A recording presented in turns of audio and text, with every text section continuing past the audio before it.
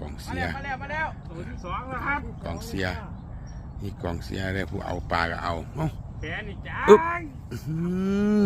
ดังชนิดเลยมือนี้โอ้โน่นน่ะนินสองแล้วดังกองเสียนั่นสิงทั้งพุ่นนี่พุ่นสิงฟังพุ่นอีกอันไหนปลาปลอมมาสั่นของเด็ดนี่เอามากันไปหยังเขย่าหยังปลาในทุ่งนั่นบ่มันปลาในถุงผู้นึงเอาปลาไปหอยไว้มันดินบ่จัก